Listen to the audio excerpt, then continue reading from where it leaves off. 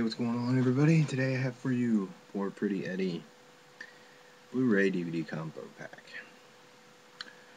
Also known as Redneck County, also known as Black Vengeance, also known as Heartbreak Motel. Yeah. But before I start, just going to let everybody know that this is going to be my last review for quite a while. Come upon some financial hard times and won't be able to purchase anything to review. So, because I don't receive screeners, this is all stuff that I purchase and review. So, anybody out there that wants to send me screeners, I will gladly accept them, gladly watch them, and gladly review them. Please. Because I'm going to be going through some withdrawal. This is like heroin for a heroin addict. I buy movies. Some people do drugs. I buy movies. But I might be doing something a little different just to keep the videos coming. I'm not going to say what. It's something I kind of thought of, have been thinking about for a long time now, but never really did it. Depends on a few things, if I do it or not. But if I do, you'll see a new video from me on next Friday. So if you see a new video from me next Friday, you'll know that I'm going to go ahead with this new idea. I'm not going to say anything. It's going to be kind of a surprise. I think it might be cool.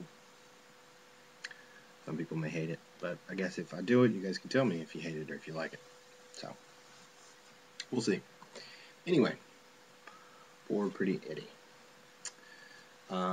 It is about a singer, a black singer, named Liz Weatherly. Weatherly, yes. I was going to say Weatherby. Weatherly. Who is on vacation, or going on vacation, when her car breaks down outside of a little tiny redneck village. I'm not going to say town because there's like 3 people that live in this place, and that's it. Eddie, Bertha, who is Eddie's woman, I guess you would say. Now, Eddie's about probably late 20s. Bertha is, would say, 60s. Bertha's played by Shelley Winters, famous Shelley Winters. And Keno, who's kind of like the handyman type guy, played by Ted Cassidy, who was Lurch in the Addams Family. Slim Pickens is also in this. The cast alone makes this so much weirder of a film. Anyway, she breaks down. She happens upon this village, up a holler, whatever. That's what we call it, holler. Yeah, not hollow, holler. I don't really consider us southern, but we're below the Mason-Dixon line, so it does qualify as southern, but just below it. So anyway, so she happens upon this little tiny village and needs her car fixed. Eddie recognizes her almost straight away, and Eddie, being a aspiring recording artist himself, takes an interest in Miss Liz, and he gives her the keys to his cabin and has her stay overnight. But Eddie doesn't plan on letting her go. He's a little loopy in the head. You think he's keeping her there at first so she can see how talented he is as a singer, and that maybe she'll take him along and bring him stardom and whatnot. But it's actually not that. He's just got a big giant psycho crush on her.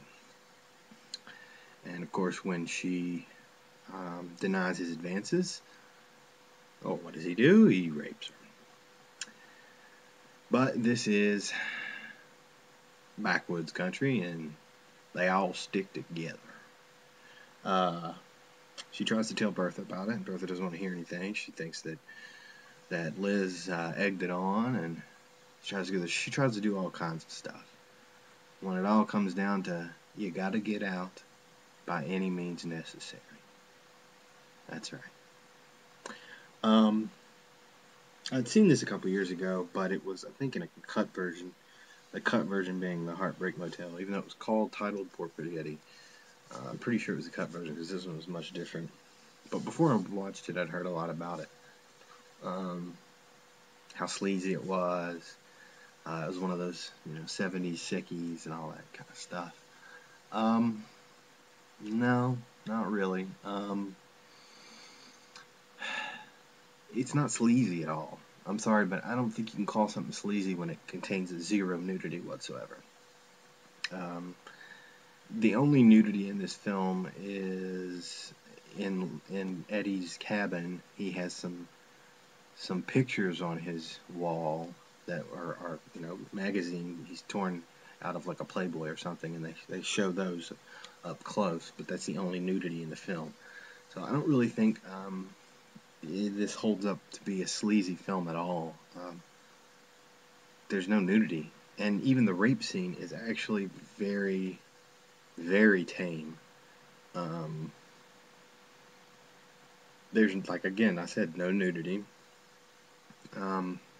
It is a very strange rape scene. It's intercut with the character Keno, that Lurch plays, mating his dog with another dog, and it's all in slow motion. So you see Eddie and Liz, pretty much all that you see out of them is rolling around in the bed, like him struggling with her. But you never see any humping or anything like that. No ripping off of clothes, nothing. It's just pretty much, it looks like them rolling around on a bed, and that's the extent of that rape scene. But it's intercut with dogs mating, which is very odd, very weird. It is probably sleazy, no. Sick, no. Strange, God, yeah. It's a weird, weird movie. The strangest hicksploitation film I've ever seen. Ever. It's really weird. Visually, the way they tell the story is extremely different for this kind of movie. The kind of story they're telling, the way it's told visually is very different and very strange. But that's why I like it. Very weird. Some interesting camera work, some interesting dissolves into other scenes. Really weird stuff. Lots of shots of dead animals. But violent, not really all that violent. The violent scenes are done with cuts. There's no real gore in it. There's no real nudity. It's not sleazy, anything like that. So all the kind of stuff you've heard about this movie being like crazy, sick, and sleazy and violent, no, it's not true. It's just very strange. It's very drive-in fare. Very weird. But I liked it. It was a whole lot of fun. It was a really, really weird, wild ride. The Blu Ray looks pretty good. It doesn't look bad. There's a few scenes later on in the film where you get this really strange, slight green hue on the side of their faces when they turn their head. I don't really know what that's from, but it's there. Now, they show one of the special features on here is a before and after restoration demo. The original 35mm element versus the restoration. And I'm going to be honest, this is what they showed. It didn't look like they did a whole lot to restore it. There was some print damage that they got rid of, but color-wise and clarity-wise, they look pretty much the same. Actually, the restored version looks a little tiny bit darker than the original 35mm. But that is just what they show in the restoration demo, and it's only like a minute and something. So, Blu-ray doesn't look bad at all, especially for one of these movies that was considered kind of, not lost, but it's like never been officially well released on DVD. I know there was one that was like one of those bargain bin DVDs. The cover didn't even, it was like some dude standing with a knife behind his back. It made no sense to the movie, and I'm sure that one looked terrible. But again, it doesn't look bad. Just, I don't know how much restoration they actually did on this. Well, this is from a company called HD Cinema Classics, or Cultra. I don't know. I've never heard of them. I know they just released Dementia 13 and something else. But other than that, the features are an audio commentary with the director of photography, David Worth, and a historical essay, basically, telling about the history of the movie and how it was made. And I usually don't read the essay type stuff that much because it kind of usually bores me, but this one was actually pretty interesting. The making of the movie, the history behind it. But other than that, that's it. You get a trailer, commentary, restoration demo, and a historical essay. No interviews, anything like that. So features are not great, but this is one of those ones that I think most people will enjoy having in their collections. Really, really strange 70s stuff that can only come out of the 70s. This film could never be made today, just because I don't think our minds are in the same place that that these guys were back in 1973, I believe. But anyway, great cast, really strange, well shot, well made. Poor Pretty Eddie. Blu Ray DVD combo pack. Pick it up. You'll have a lot of fun. It's strange, it's weird. And if I don't do what I'm thinking about doing on Friday, I'm going to be signing off for a while. So if not, then I'll see you next Friday for my new little video series, I'll say.